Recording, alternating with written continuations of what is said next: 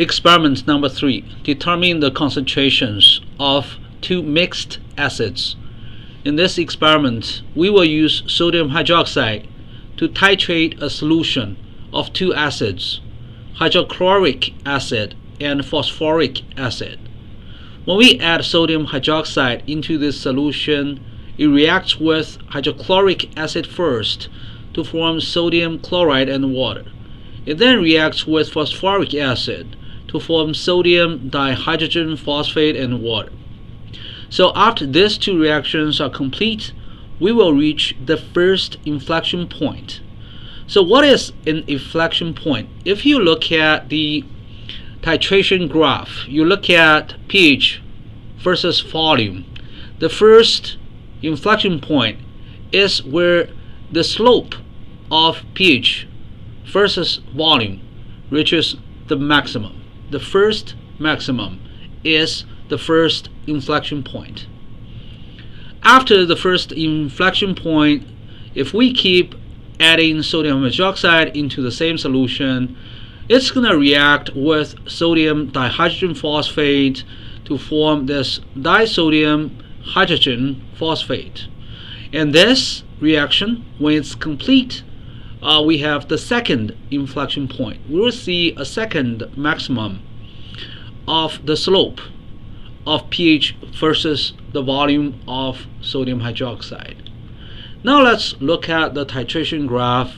So when we look at this titration graph, you can see the pH keeps increasing. But there are two very important points on the graph. The first inflection point is right here, when the slope reaches the first maximum. And over here, the second inflection point, also the slope of pH versus volume reaches the maximum. At the first inflection point, HCl reacts with sodium hydroxide, and also phosphoric acid reacts with sodium hydroxide. So with this volume, roughly 20 milliliters, multiplied by the concentration of sodium hydroxide, we will get the number of moles of sodium hydroxide, and that's equal to the number of moles of HCl plus the number of moles of phosphoric acid. Now let's look at the second inflection point. Over here, H2PO4 minus reacts with sodium hydroxide and become HPO42 minus. So between the first inflection point and the second inflection point, we can take the difference between these two volumes. I think this is roughly 27, this is roughly 20. So 27 minus 20, we have 7 milliliters between the first and second inflection points.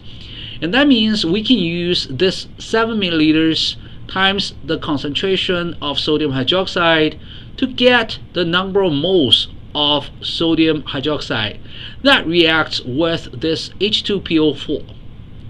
And that means the number of moles of this 7 milliliters of sodium hydroxide is equal to the number of moles of this H2PO4.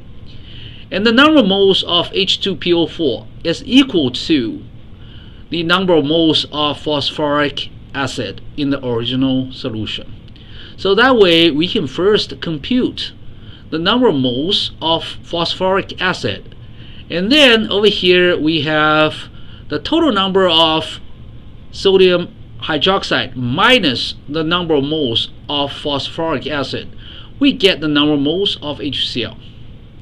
And then from the number of moles and the initial volume of the solution of the two mixed acids, we can calculate the concentrations of HCl and phosphoric acid. In this graph, we're looking at the slope of the pH value versus the volume of sodium hydroxide. So again, this is the so-called first derivative, another name for the slope. So at the inflection point, the slope reaches maximum. If we're looking at this first derivative plot, it's easier to identify the inflection point. It's right here. This is the first one, and this is the second one. At the first inflection point, we used roughly 20 milliliters of sodium hydroxide. At the second inflection point, we used roughly 27 milliliters of sodium hydroxide. Again, 27 minus 20, we get 7 milliliters. We use that number to calculate the amount of sodium hydroxide that titrates this H2PO4. And then we can get the number of moles of this. And finally, the number of moles of this is equal to the number of moles of phosphoric acid in the original solution. Now let me give you a numerical example. Let's say we have 10 milliliters solution of two acids, hydrochloric acid and phosphoric acid, and then we use sodium hydroxide to titrate this mixed solution. The concentration of sodium hydroxide is 0.5 molar. Let's say we used 20.04 milliliters of sodium hydroxide to reach the first inflection point, and a total of 27.12 milliliters of sodium hydroxide to reach the second inflection point. What are the concentrations of HCl and phosphoric acid? Well, first we take the difference between these two numbers. We get 7.08 milliliters. Multiplied by the concentration. We learned that the number of moles of sodium hydroxide used to titrate H2PO4 minus is 0.00354 moles.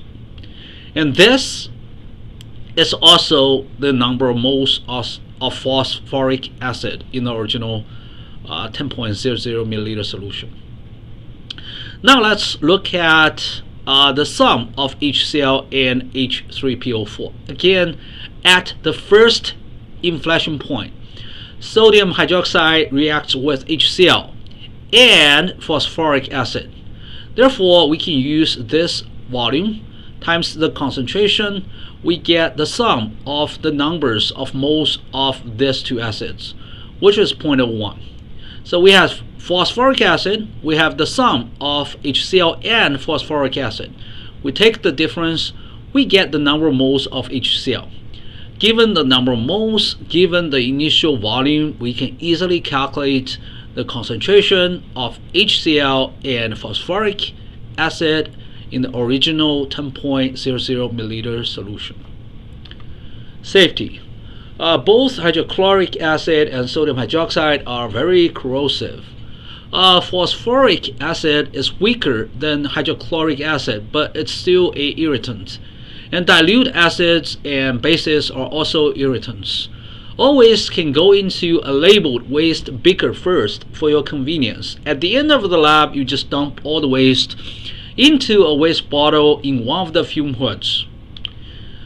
Some videos of this chemistry 183 lab, on pre-lab lectures, pre-lab assignments, standard operations, and data analysis can be found in this playlist. Particularly for this experiment, the videos on preparing a burette, reading a burette, titration, calibrating a pH probe, using a pH probe are very useful.